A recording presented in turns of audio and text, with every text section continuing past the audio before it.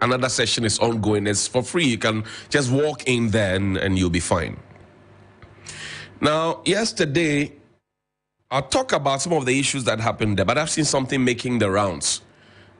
That some people are pushing for Mr. Julius Debrah to be vice presidential candidate for John Dramani Mahama. Oh, he has a statement. It says, my attention has been drawn to numerous interest groups and individuals mentioning my name as a possible running mate to President Mahama for the 2024 presidential elections. In as much as it is the desire of everyone to advance in whatever cause, please put that thing up for me. In whatever cause they find themselves, I wish to disassociate myself from the sentiments expressed in the media by these groups and individuals. Although such groups and persons might be motivated by genuine trust and belief in my personal capacities, I wish to emphasize that I have expressed no such intention anywhere. I've worked with President Mahama and continue to be a close confidant of his. I have garnered enough experience working with him to know what he makes the right calls at the right time. He is not the kind of person to be lobbied for such a position. I know his intention is currently ceased with consultations with FEC and COE to fill outstanding positions of vice chairpersons, the various directorates of the party, fundraising and helping the members of the proposed elections and IT directorates to hit the ground running. I'm grateful for the kind thought behind the sentiments expressed, but I would wish that the president Mahama is giving the peace of mind to make his choice of running mate at whatever time he deems appropriate. Honorable Julius Debrah, dated the 9th of August 2023. Can we see his picture, please? So, former chief of staff, former minister for local government, former member, not member of parliament. He aspired, but he didn't get that role. And he's been also very instrumental. If you go to the Eastern region, he has businesses there and around. Show his picture. Know me. I'm not Julius Debrah. People think he should be vice president.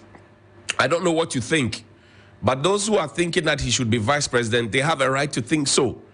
The man says, well, leave the one who will choose to make a decision. So now, will those calling for him to be chosen as vice president, will they tone down or will they push forward? I leave it here.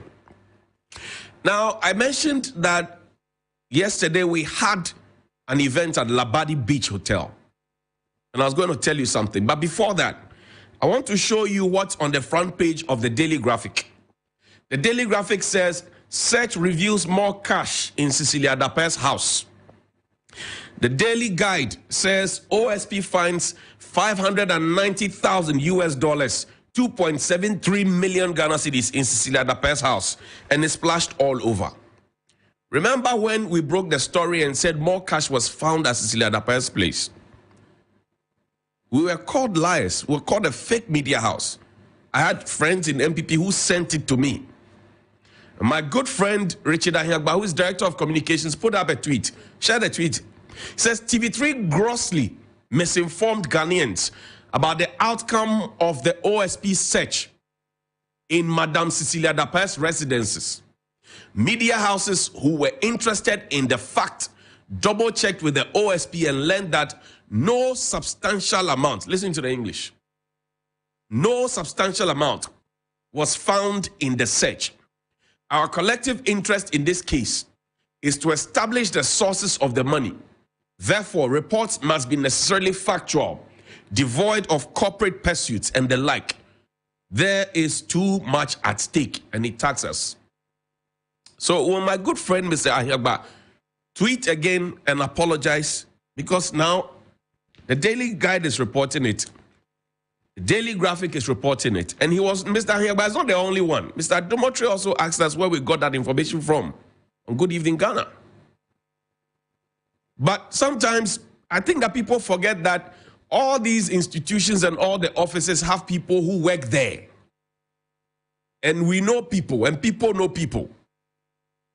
So the OSP may say that, well, we have not officially put out a notice to say that the 5 million that is said to be in a Prudential Bank account, all the monies that are being spoken of, 48 million in a Prudential Bank account and all of that, we have not officially put that out. And so don't take it for what it is coming from us. That does not negate the fact that there indeed is Are you suggesting to me that there isn't any money in the accounts of Madam Cecilia Dapaah? Is she a woman of straw? Are you making that suggestion really? And you see, the way we will go to the bottom of this matter, it has started with the kinds of conversations and kinds of seeming cover-ups and kind of dismissive attitude that we have put to this matter. For me, unlike the others who say, oh, Madam stole the money, Madam did it, I'm not making those claims. And I will not make them because it will be reckless and irresponsible on my part. What I've been worried about right from day one is how we have been told that the banking sector has been cleaned up and that it is safe for us to keep our monies in the banks and not at home under our beds, under lock and key. And that the Bank of Ghana tells us that money is supposed to be in circulation. And the Bank of Ghana, by its own principle, was out on the street chasing 79 Abochi who were doing black market business. And they said they were the ones collapsing the city. Is the way I'm looking at this matter. The 79 Abochi, what's the matter? Maybe they should be released. Because if somebody can keep $1 million at home, can keep 590,000 US dollars at home. And I told you about the presidential staffer who had 114,000 US dollars at home. Maybe the citizens should also start keeping our monies at home. And let's see what the Bank of Ghana will do about it. Because this is a very dangerous trend. When the bad guys start thinking that big men keep monies at home, they will no longer go and rob the bullion vans and shoot and kill police people. Yesterday, I was with Lois driving from Labadi Beach. We saw one of those Concos they call bullion vans still in operation. Talk Bank of Ghana. That's why you have lost 60.8 billion. And they will not go and shoot the bullion vans. They will come to your homes directly.